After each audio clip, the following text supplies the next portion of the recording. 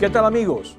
Bienvenidos a su programa Salud con el Especialista. Hoy nos acompaña el doctor Juan Miguel Griego, experto en dolor, reconocido nacional e internacionalmente. Conozcamos quién es el doctor Juan Miguel Griego.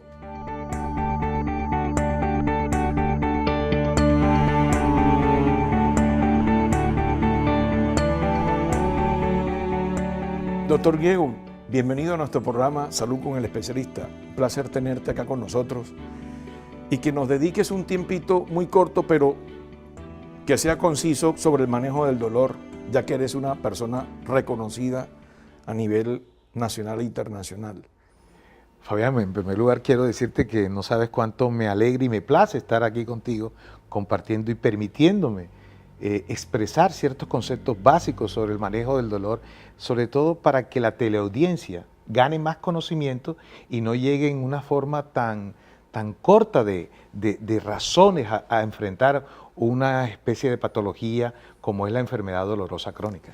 Cuando se habla de dolor, hay muchos tabúes sobre dolor, demasiados tabúes. Y quisiera que nos digas o nos expliques en cortos mensajes cuándo comenzó esa importancia del dolor en nuestro medio. Bueno, mira, Fabián, el dolor siempre ha sido el signo más importante por las cuales las personas consultan al médico. O sea, es la primera manifestación de una completa desazón o alteración homeostática del organismo. Es un signo de alarma. El dolor siempre ha estado con la humanidad, desde el momento en que el hombre desarrolló su proceso neurobiológico formativo, en su proceso evolutivo. El dolor es una de las manifestaciones que nos dicen que hay algo anómalo en nuestro organismo. El dolor siempre ha estado acompañándote, como te estoy contando, la humanidad, pero desde el siglo pasado a mediados, un colega norteamericano de ascendencia italiana, el doctor John Bonica, en 1948-50, cuando él llegó de la Segunda Guerra Mundial, donde fue uno de los médicos que estaba en el campo de batalla, observó tanto sufrimiento en los pacientes que él le tocaba atender y tanto dolor que comenzó a centrar su desarrollo de especialidad como anestesiólogo en el proceso de manejo del dolor. Y fue cuando en una ciudad que se llama Seattle, en Estados Unidos, desarrolló la primera clínica del dolor en el mundo. Posteriormente, ese, digamos, movimiento inicial fue acompañado por otros especialistas, neurólogos, neurofisiólogos, ortopedistas, neurocirujanos, porque tú sabes que el proceso de dolor es un proceso multidimensional. No solamente puede ser tratado por una persona, es una manifestación, pero que tiene que ser tratada como un conjunto integral de un paciente que está sufriendo. Esa situación comenzó a expandirse en una forma lenta pero segura, como el paso del elefante, pero segura. Y llegó a Colombia aproximadamente como hacia los 80, 85, y los primeros colegas que comenzaron a destacarse fue uno de mis profesores, el doctor Bejarano, el doctor Jaime Herrera, el doctor Tiberio Álvarez, otro colega del Hospital Militar que se me escapa el nombre, también comenzó a tener una serie de pasos para consolidar las primeras clínicas de dolor. En la Universidad Nacional, muchos colegas comenzaron también a destacarse, primero en la parte de anestesiología, pero los neurocirujanos también estuvieron muy involucrados, y los neurólogos y fisiatras, en el asentamiento del desarrollo de los procesos de dolor en Colombia. Pero, ¿tú crees que es conveniente, hablando de dolor y de todos estos especialistas, es conveniente que cuando uno ve a un paciente con dolor, un dolor crónico que reagudiza o un dolor que de pronto uno al alcance de uno no está el manejo, ¿crees que es conveniente que se le derive o que se le dé la autorización para que lo vea alguien especialista en dolor? ¿O crees que cualquier especialista o médico general o algún otro colega pueda manejar el dolor hasta cierto punto? Tú no te imaginas cuánto me gusta esa pregunta, porque el concepto que nosotros tenemos inicialmente del proceso doloroso es que hay que dividirlo en dos puntos: el dolor agudo y el dolor crónico. El dolor agudo, cualquier personal médico debe estar en capacidad de ejercer un tratamiento eficaz, porque si no lo hace bien, ese proceso de dolor agudo va a tener una temporalidad duradera mayor, que va a producir cambios neurofisiológicos y va a convertirse en una enfermedad que se llama dolor crónico. Y el dolor crónico es una enfermedad y para eso, así como hay especialistas para corazón, pulmón, hay especialistas para el manejo del dolor crónico, porque el dolor crónico es una enfermedad. Hace poco acabo de llegar de una clínica en donde un paciente desde 2014 tiene dolor cervical por un trauma, por un problema laboral. Hay una connotación laboral. Y él me dice, doctor, ¿me va a quitar el dolor? Y yo dije, no. Desde 2014 al 2017 no te voy a quitar el dolor. Eso no se quita. El proceso ya ha generado tantos cambios a nivel neurofisiológico que ya está instaurado, pero yo sí te puedo manejar tu dolor. Yo te puedo comenzar a dar armas para que tú manejes tu dolor y tu contexto de curación tiene que cambiar al contexto de alivio. Entonces, añadiendo tu pregunta o basándome en tu pregunta, en el momento en que el médico especialista de cualquier rama se le escapa el proceso doloroso agudo de su manejo, porque definitivamente, a pesar de tener unas terapias buenas, no fueron eficaces para controlarlo, él debe pensar en derivar a este paciente para que con técnicas intervencionistas, drogas más potentes, dosis más altas, porque tenga que ser controlado el dolor para cortar ese proceso de dolor agudo a dolor crónico. En ese contexto, digamos que como hay varios tipos de dolores, Sí. me imagino que los profesionales fracasan cuando no saben qué tipo de dolor están tratando. Entonces, de ahí es que yo me imagino que uno debe enviar al paciente, al experto en el tema, para que pueda tratar ese tipo de dolor. Sí, acuérdate que siempre nuestra medicina se basa en el manejo etiológico. ¿Qué es lo que produce el problema? Y que cuando definimos qué produce el problema, llegamos a un diagnóstico. En el dolor es lo mismo. Hay varios tipos de dolor. Ahí está el dolor nociceptivo. ¿Qué es el dolor nociceptivo? El dolor que se genera por un trauma directo y que se localiza bien. El dolor visceral. ¿Cuál es el dolor visceral? El dolor que se genera en los abdómenes cuando distensiones, por ejemplo, del estómago o cuando uno tiene un cólico. Ese es un dolor visceral. Y el dolor neuropático, cuando ha producido una serie de alteraciones en el sistema nervioso que va a producir cambios, una reorganización, pero esa reorganización neurofisiológica ante un trauma se produce una cicatrización y una disfunción de ese sistema y produce una de las manifestaciones como dolor. Entonces, lo primero que tenemos que establecer es qué tipo de diagnóstico es, cuál es la etiología y de acuerdo a eso se inician los tratamientos. Sabemos que para el dolor somático, nociceptivo, el bien establecido, los antiinflamatorios son buenos, pero no son buenos para el dolor neuropático. ¿Por qué? Porque no han mostrado eficacia. Para el dolor visceral tú tienes que hacer una combinación entre uno y otro para definir y comenzar a controlar el dolor. Por decir un ejemplo, cuando un paciente se toma una droga X, ibuprofeno, naproxeno, para un dolor de tipo neuropático, ¿sirve o no sirve? Depende. Generalmente no sirve. Pero si hay un componente inflamatorio inicial que desarrolla la neuropatía o la neuralgia o el proceso neurítico, entonces puede servir. Pero eso no te va a servir posteriormente. Cuando ya está establecido el daño, los antiinflamatorios no esteroideos no funcionan en el dolor neuropático ya crónico y establecido. Bien, vamos a hacer una pequeña pausa para seguir con esta discusión bastante interesante. Queridos televidentes, no se vayan, en unos momentos regresamos.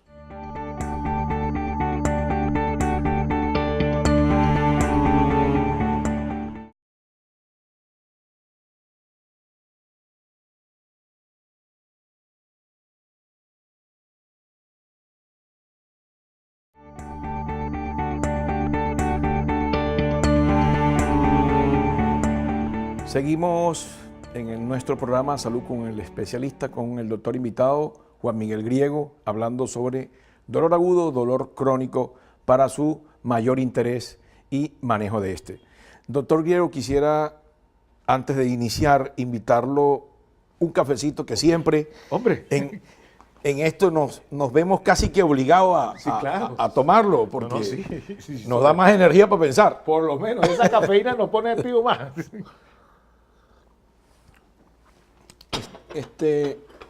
Bueno, ¿qué sabes que, digamos, dentro de la prevención de estos dolores, de todos estos tipos de dolores que tú acabaste de decirnos, ¿cómo crees que un paciente crónico, así como el comentaste en la clínica, debería manejarse como que para prevenir, sin tomar tanto medicamento, prevenir que no tenga tanto dolor? Mira, en los dolores crónicos, ante la multidimensionalidad del tratamiento, una de las terapias que funciona muy bien es el biofeedback, o ese tipo de relajaciones internas que se tienen y que el mismo paciente tiene que tener una especie de aprendizaje de que ante el proceso doloroso, él tiene que comenzar a manejar ese tipo de angustia. ¿Por qué? Porque el dolor no solamente es el proceso neurofisiológico, sino las connotaciones que llega. El tipo se pone ansioso, se pone triste, se deprime, se le altera la vida familiar y entonces él tiene que comenzar a saber manejar en el contexto de que solamente va a lograr alivio una serie de entrenamientos, digamos, de relajación.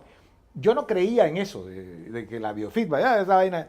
Y cuando estuve una vez en mi entrenamiento en Houston, en el metodista había el grupo de dolor y la que manejaba los procesos de relajación era una colombiana. Era una colega que se había graduado en la misma universidad mía un semestre antes. Su nombre era Esperanza Moreno, pero ella no era Esperanza Moreno, sino que se había casado con un gringo y se llamaba Esperanza Mackey. Cuando ella me dijo, yo griego, yo a ti te conozco, y yo, ¿y cuándo?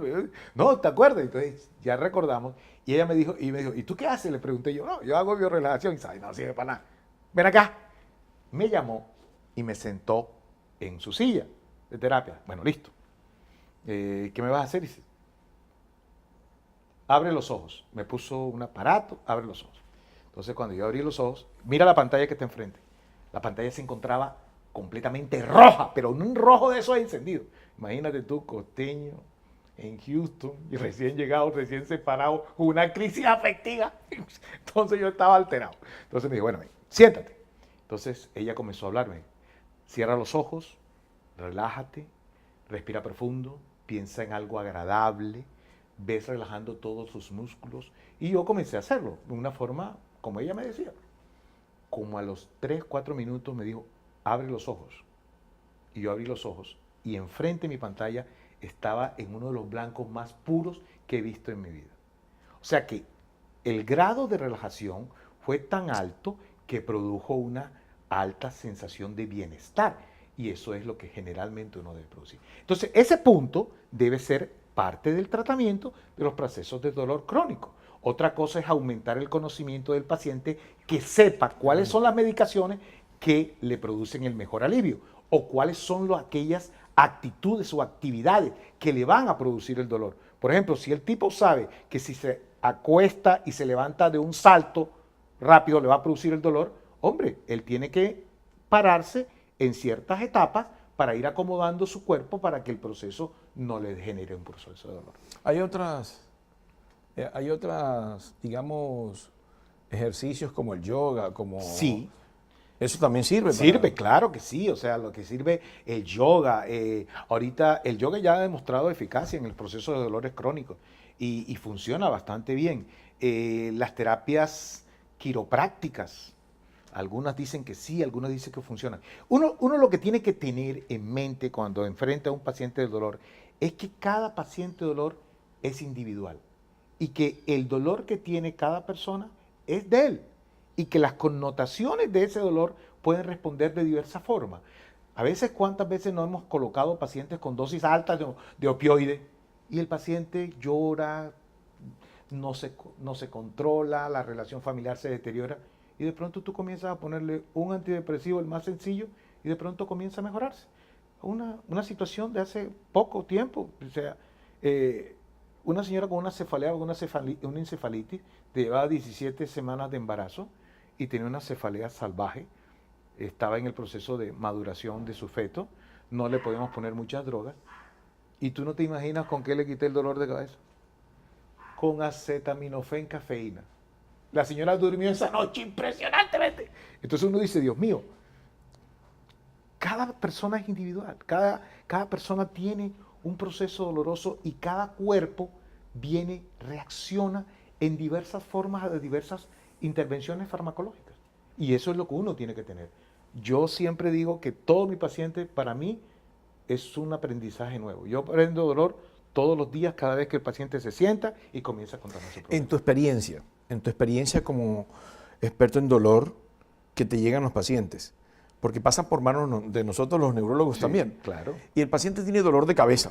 Sí. Ese dolor de cabeza refractario, que nunca ha manejado con nada. Cuando llega a tus manos, multimedicado, que a veces yo como neurólogo le digo a los pacientes, vamos a hacer esto, no farmacológico, claro, Sí, claro, ¿no? lógico. O sea, ¿qué tan importante es para ti cuando le dices al paciente, digamos, en la creencia del paciente, el doctor me va a mejorar cuando tú le indicas biofeedback o yoga o esto? ¿Qué tanto te cree el paciente? Precisamente por eso el proceso educativo, y este es la razón de la importancia de este programa. ¿Por qué? Porque yo debo comenzar a enseñar al paciente cuáles son todas las consecuencias y cuáles son las condiciones de su juego o de su terapia. Voy a empezar a manejártelo para aliviártelo.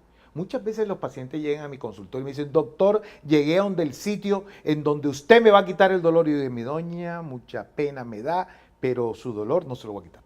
¿Cómo? Yo se lo voy a aliviar y le explico. Entonces, ante esa connotación de expectativa de curar a expectativa de aliviar, hay una serie de posiciones antípodas, una en este lado y una en este otro lado. Mientras si yo digo que le voy a curar y no lo logro, fracaso. Mientras yo le digo que voy a aliviar y logro acción, estoy en el grado de suceso y de éxito que él desea. Hay pacientes que ya saben que el dolor no se les va a quitar por su experiencia, pero cuando llegan y yo les digo, mira, esta droga, y ellos prueban las drogas, y ellos me dicen, doctor, y el dolor lo tengo, perfecto, controlado, pero lo tengo. Pero lo más importante que yo he visto de esta consulta es que ya sé cómo manejarlo. Y ya tú sabes lo que es pasar de la desesperanza de no controlar el dolor a saber cómo manejarlo. Ya tienes no control al control de tus síntomas. Bien, vamos a hacer una pausa muy corta porque quiero dejar para el final eso que vas a decir, que va a ser lo mejor para el paciente, lo dejamos ahora. Perfecto. ¿Sí? Vamos a una comercial y no se muevan, ya estamos con ustedes.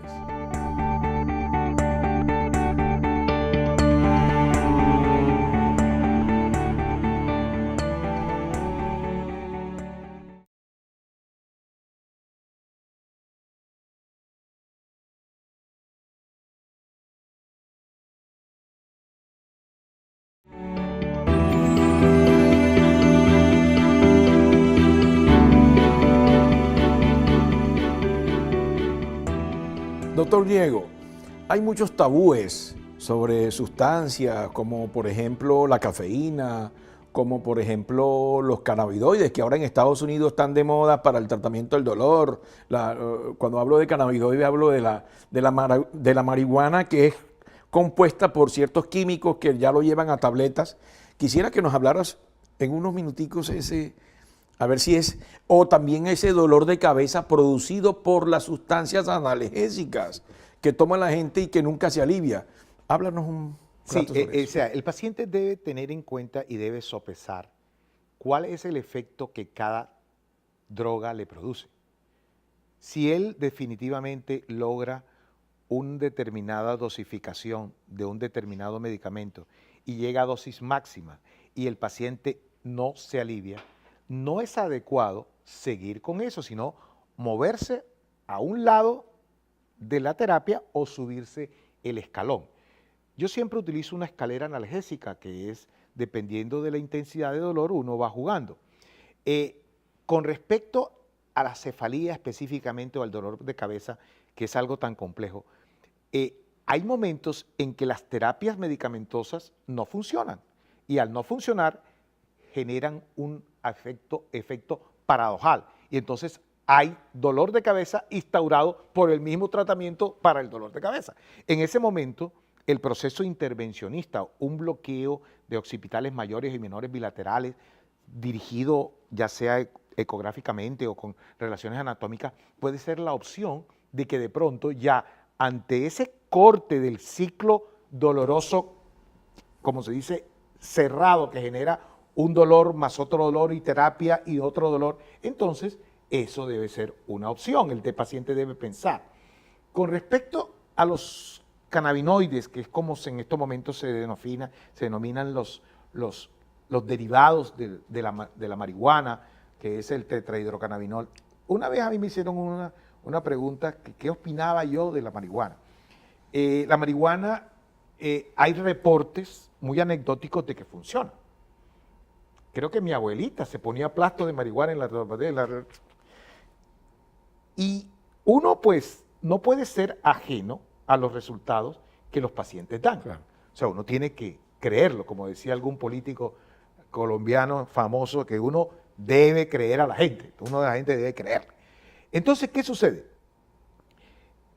La pregunta que me hicieron a mí sobre que respecto al uso de la marihuana, le comenté que ella que cómo pensaba ella que había surgido el anestésico local más común que se llama la lidocaína. Yo le decía, esa lidocaína salió de la cocaína. ¿Cómo? Sí, salió de la cocaína. Se comenzó a utilizar la cocaína, se descubrieron cuáles eran los efectos, sintetizaron la parte de la cocaína que era benéfica y que no producía problemas, y ella utilizó. Eso va a pasar con la marihuana. Eso va a pasar con los cannabinoides. El problema es que en ese proceso de identificación tiene uno que ser muy selectivo. Los reportes en estos momentos a nivel mundial de los cannabinoides, que sí funcionan y no funcionan, son inestables, son inseguros, unos dicen que sí funciona, otros dicen que no, pero algunos pacientes lo utilizan de una forma y les funciona. ¿Quién ha dicho que el placebo no funciona? Yo he visto que yo no he dicho que el placebo no funciona.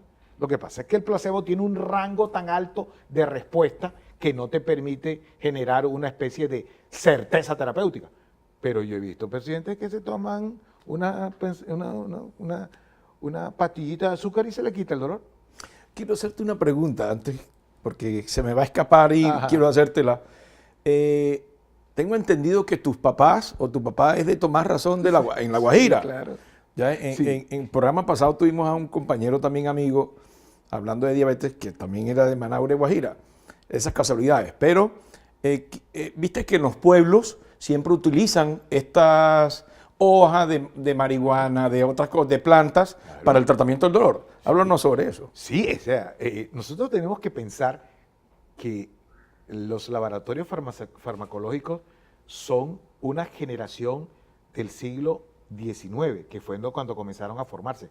Pero los extractos naturales iniciales para la terapéutica se producen de la naturaleza.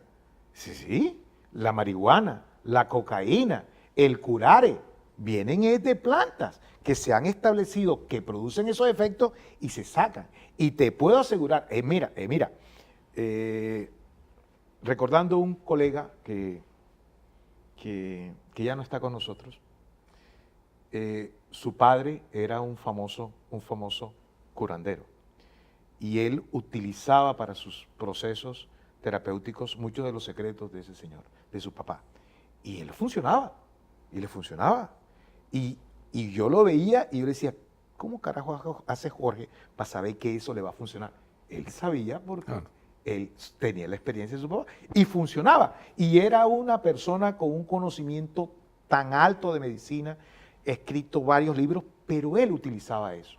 Y le iba bien. En algunos pacientes le iba bien, en algunos pacientes le iba mal. Entonces, uno no tiene por qué desdeñar en ningún momento ningún efecto, digamos, natural. Te voy a poner un ejemplo. La acupuntura. La acupuntura. Entonces tú me dices, ay, no sirve. ¿Sabes cuántos años tiene la acupuntura? La acupuntura tiene siglos de uso, de utilización. ¿Tú crees que una terapia que se ha mantenido en siglos no sirve? Tiene que tener algo para que funcione. Eso es como las murallas de Cartagena. ¿Quién duda que las murallas de Cartagena están bien construidas? Nadie. Llevan más de 400 años. Lo mismo que la pirámide de Egipto, como 500, 600, no sé cuántos años. Pero están ahí, tú las ves ahí. Eso es lo mismo. El tiempo define la utilización y la validez y el sitio específico de las terapias de acuerdo a su funcionalidad y a su respuesta.